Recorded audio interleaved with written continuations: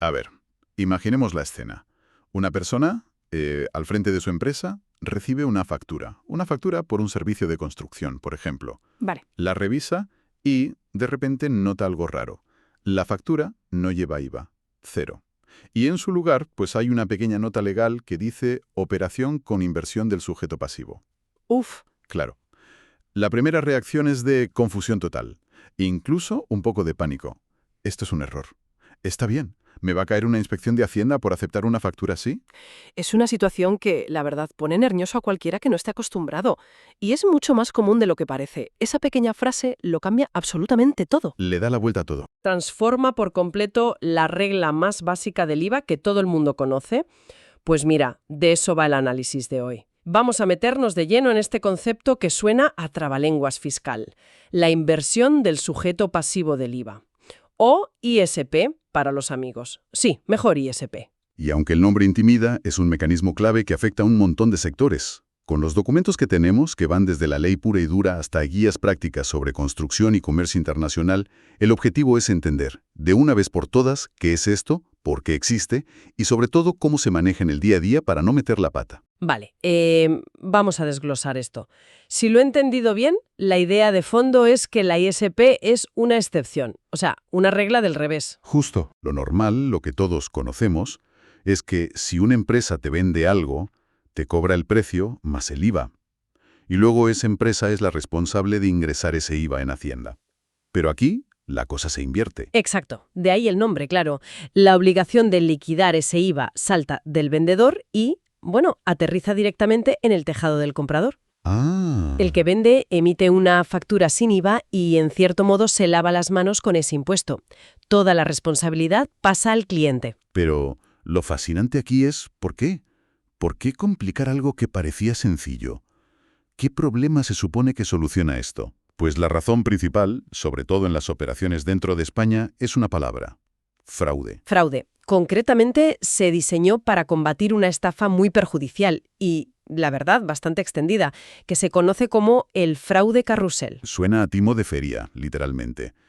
¿Cómo funciona eso? Pues es un esquema bastante simple en su ejecución.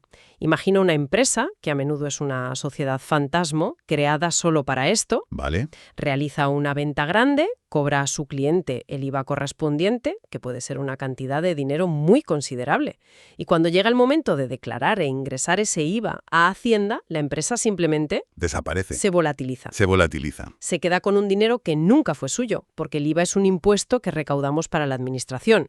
Con la inversión del sujeto pasivo, este fraude es imposible. Claro, si el vendedor emite la factura sin IVA, no hay dinero de IVA que pueda llevarse. Le quitas la caja. Exactamente. Se corta el problema de raíz.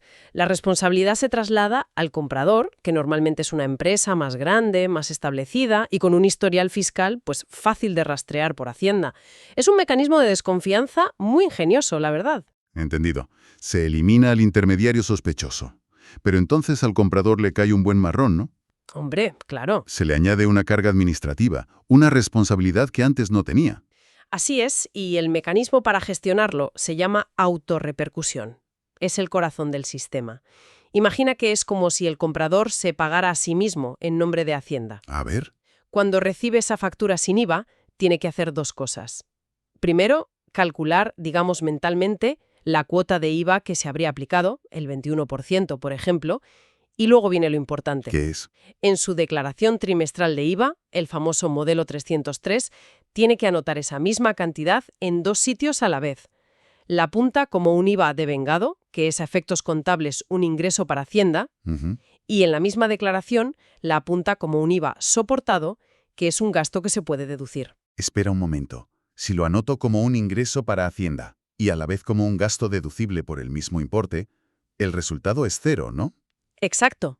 Todo este lío de papeles es para que al final la empresa no pague ni cobre nada en ese momento. Exactamente. Suena a un ejercicio contable inútil, pero esa es la genialidad del sistema. Para la tesorería de la empresa, el efecto es completamente neutro. No hay salida de caja. Vale, pero para Hacienda es oro puro. Han conseguido dos cosas. Primero, que una operación que podría haber sido opaca quede perfectamente registrada. Y segundo, que el IVA de esa operación esté controlado y declarado, sin que ni un solo euro del impuesto se haya movido físicamente entre las empresas.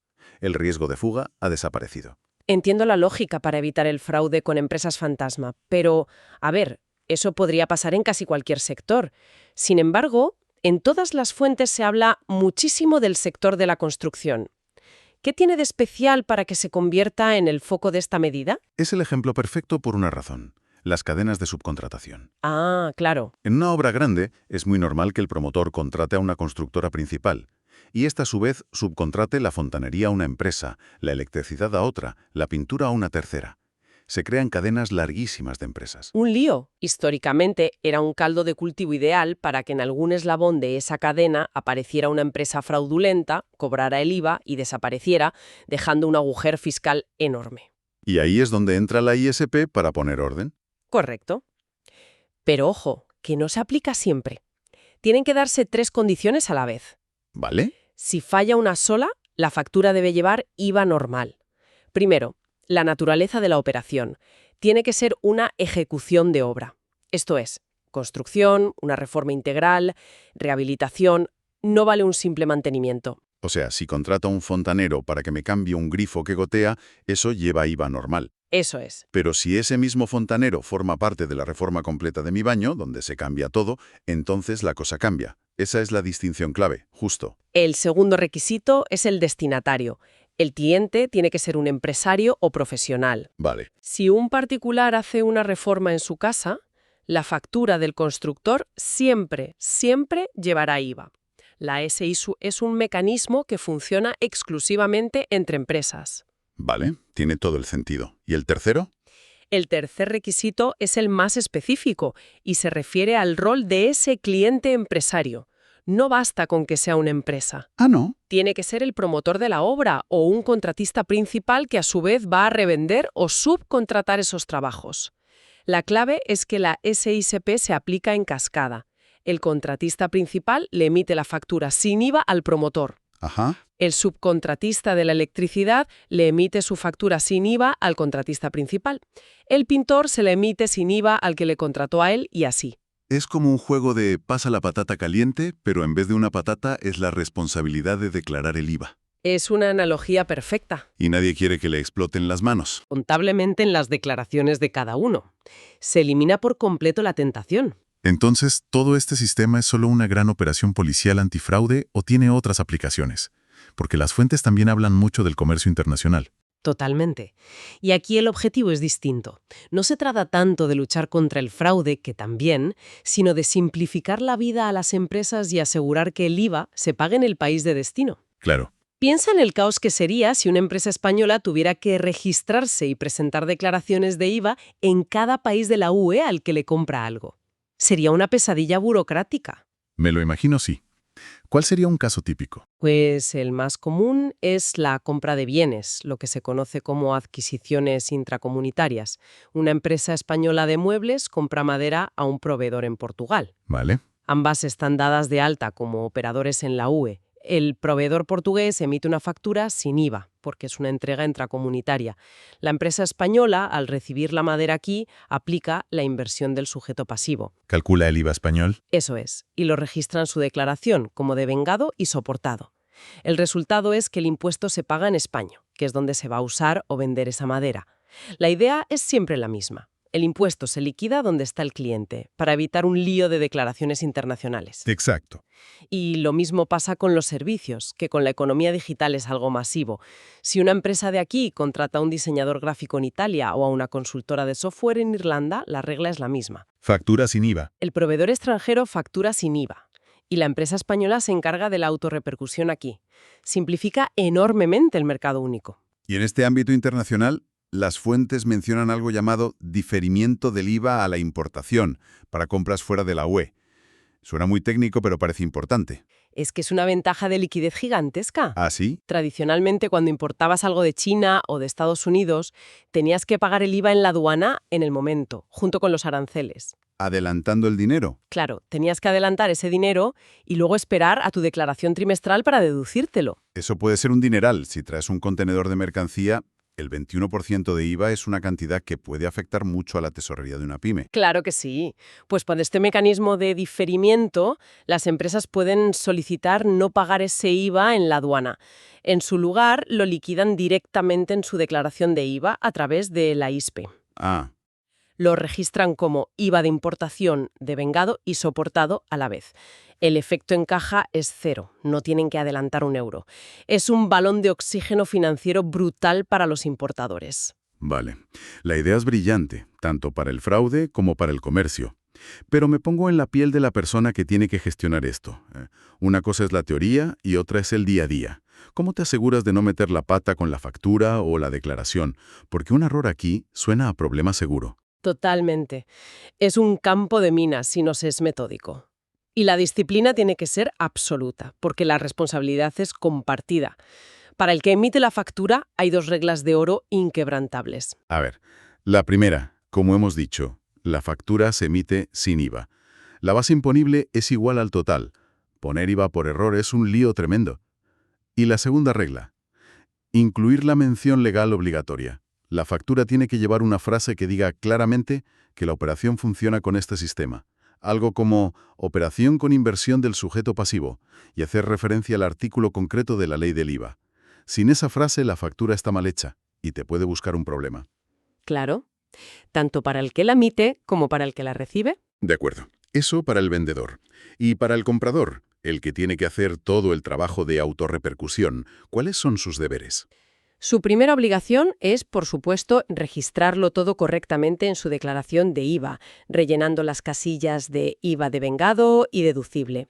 Pero hay otra obligación que es crítica, sobre todo en el comercio europeo, el modelo 349. Ahí es donde se informa de las operaciones con otras empresas de la UE, ¿no? Exacto. Es una declaración informativa donde le dices a Hacienda, oye, este trimestre le he comprado bienes a esta empresa alemana y he contratado servicios de esta otra francesa. Y ojo, porque las fuentes advierten de que este modelo es un punto de control principal. ¿Qué quieres decir con punto de control? ¿De verdad lo miran tan de cerca? Absolutamente. Las administraciones tributarias de toda la Unión Europea cruzan estos datos de forma automática. Ah, claro. Hacienda en España sabe lo que tú has declarado en tu modelo 349 que le has comprado a una empresa alemana. Y la Hacienda alemana sabe lo que esa empresa alemana ha declarado que te ha vendido a ti. Y si no coincide, En el momento en que hay una discrepancia, salta una alarma. Es una bandera roja gigante que casi con total seguridad va a provocar una inspección. Queda claro que equivocarse no es una opción. Y esto me lleva a la pregunta final. ¿Qué pasa si te equivocas? Si no haces la autorrepercusión cuando debías. ¿Son muy duras las consecuencias? bueno, no es un asunto trivial. Los errores se pagan. Para el comprador, el riesgo más directo es una sanción específica que mencionan los documentos. Si estabas obligado a autorrepercutirte el IVA y no lo haces, te enfrentas a una multa del 10% de la cuota que no declaraste. Un momento.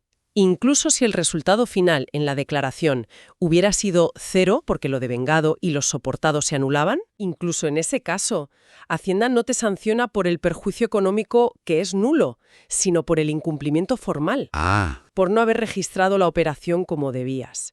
Es una manera de dejar muy claro que estas reglas no son opcionales. En resumen, hemos partido de una simple factura que generaba confusión para descubrir un mecanismo fiscal increíblemente sofisticado. La ISP es una herramienta de doble filo. Por un lado, un arma muy eficaz contra el fraude y un aceite que engrasa el motor del comercio internacional.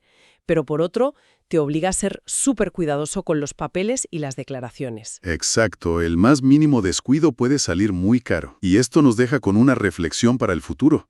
Hemos visto cómo la ISP se aplica a sectores muy concretos, propensos al fraude, como la construcción, la chatarra o incluso en la venta de aparatos electrónicos como teléfonos móviles y videoconsolas a revendedores. Muy específicos.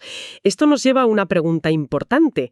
A medida que la economía digital y global evoluciona, ¿cuál será el próximo sector o el próximo tipo de transacción donde las administraciones tributarias decidan aplicar este mecanismo?